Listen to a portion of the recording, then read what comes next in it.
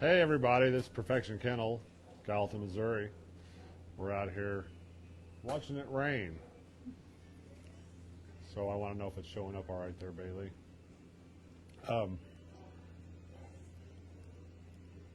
So we're going to be doing Rango today, and right now we're going to be delayed for a little bit because right out that door we have lightning, thunder, and rain. So bad time to take a gun-shy dog out. Bad time to take any dog out, and not good for people or dogs. So real important, I thought we'd spend a few minutes, if anybody's going to watch this, talking about preventing gun shyness and all the problems we see. We, Perfection Kennels, we're known for fixing gun-shy dogs. We get a lot of gun-shy dogs in here, but it's kind of frustrating because it shouldn't be happening. And one of the biggest things that we see is that people are taking chances with their dogs, testing the tolerance of the dog's ability to accept gunfire, and ending up with dogs that are, and we're talking about trainers too, ending up with dogs that are gun shy, and we're having to fix them. So some of the things that, we'll take a few minutes to talk about this real quick. If you have a dog that you're a puppy and you're getting ready to go hunting and you haven't done a formal gun acclimation system with him, don't take him hunting. It's one of the things that we see all the time that dogs people just take, and they go hunting and they go shoot birds over them, or a trainer will take a bird, throw a pigeon in the air, the dog's excited, the dog takes off, and they shoot. Not good. Bad things to do, and then what ends happening, the dog becomes gun shy, and then eventually we get the call, and people get to spend more money trying to get them fixed. So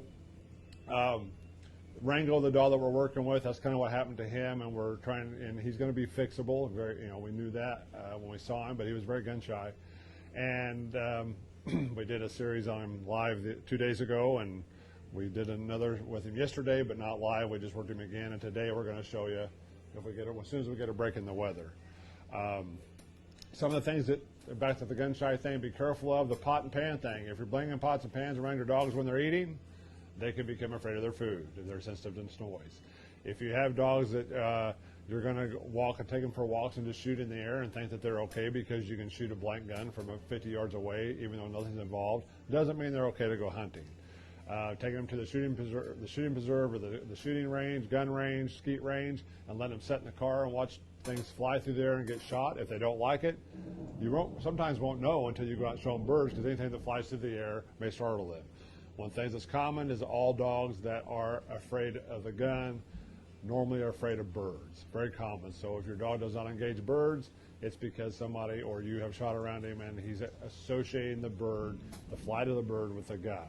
So just some things to think about as we're trying to do this series on the gun-shy dogs, and hopefully we can help you out and help. And I want you to advise other people, you breeders out there.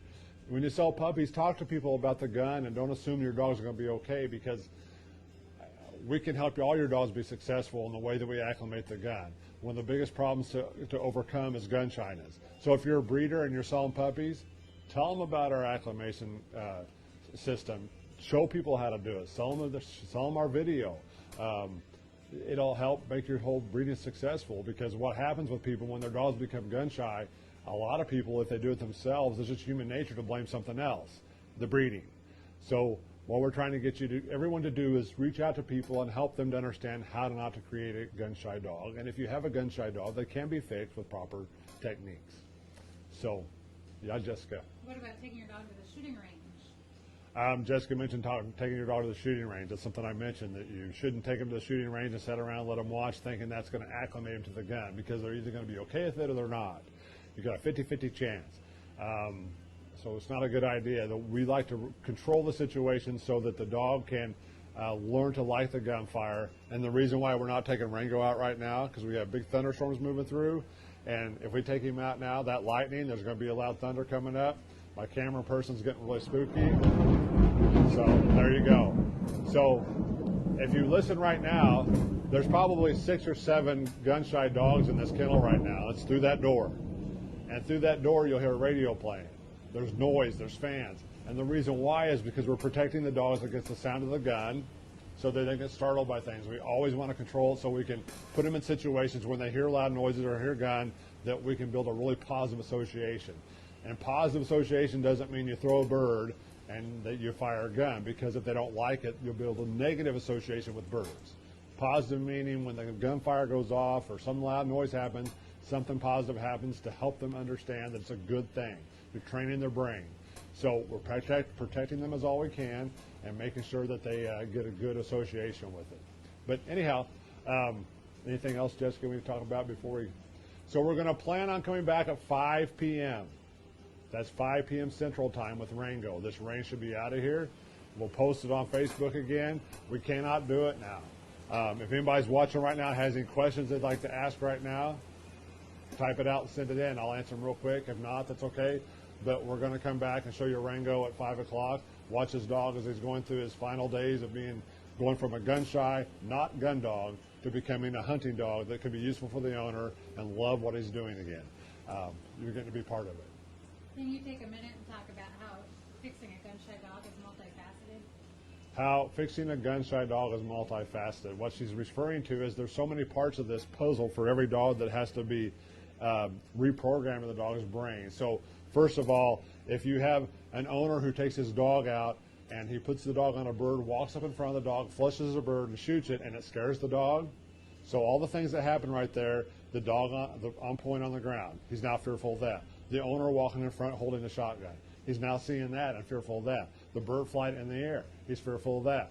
So all these parts have to be fixed. It's not just about the sound, it's all the things they associate with it. And one of the things that we teach in our clinics is that the way the dog brain works is that when they have something that is scary to them and really affects them, they take a picture of that, and everything in that picture they remember, and they never forget it. So we just had a dog that was gun shy today that we sent home, we fixed him, and the owner walked in the field and the dog's demeanor completely changed. So we had to spend like an hour working with the owner and the dog to get the same association that we have with the dog, because the dog, that facet, associated it with the owner. He left here fine. So those are things that when you're talking about gun-shy dogs and people are working with it, you got to get the dog to love birds again and not be afraid of the flight of birds. You got to have them like the sight of a gun, someone holding the gun. They have to like the sight of someone walking in front of them to flush the bird, and then they have to be okay with the bird flying, and all those things have to be fixed. And then we also are trying to get them to love the sound of the gun. It's very passionate for us because we have a lot of passion for it, because we see so many great dogs that get ruined with improper techniques, improper information, and we're just trying to help people to reach out to everyone else that has dogs, young dogs, breeders. You know a friend that has a dog, talk to them about this, because it's all good and great when your friend goes out and he's going to take his puppy out and he's going to show him a bird, and the bird flies off, and they shoot the gun, and then all of a sudden the dog wants to go back to the truck. It's not no fun no more. The dog's not having fun, the owner's down in the dumps because they read it someplace or saw somebody else do that. Yeah, a lot of these things have worked on dogs, but our average is we figure is about 50% of dogs get ruined if their techniques aren't done correctly. If we're allowed to start a dog here or people use our techniques, we never have dogs that go gun shy. They always just love the gun. So anyhow, anything else, Jessica? Any other questions coming up? Thanks for joining us, everybody. Lisa says she misses Hold on. you. So real quick, we are going to put up on our YouTube channel, we're Perfection Kennel, we're putting up some more videos. We're getting them all ready to help with all these situations, help people understand, very useful tips. It's great information we're going to be putting up there. So if you want to go subscribe to our YouTube channel, everyone who does that, when we get to 500 people, we're going to do a drawing and give away a free clinic. That's like a $1,200 or $1,500 value that we're going to give to somebody, which will include coming to the clinic, the birds, probably staying in the bunkhouse if you're nice. But all them things will be included in this. So like our page, follow us, go to YouTube, sign up for YouTube, subscribe to us, and all the subscriptions we get, we're going to put those names in a hat, draw a name out as soon as we get to 500, and we'll do that every 500. We'll see how it goes. So if you can do that, that'd be great. We'll post all this. But 5 o'clock, 5 p.m. Central Time, Rango. Previously gun shy being fixed. Watch it live. Thanks from Perfection Kennel.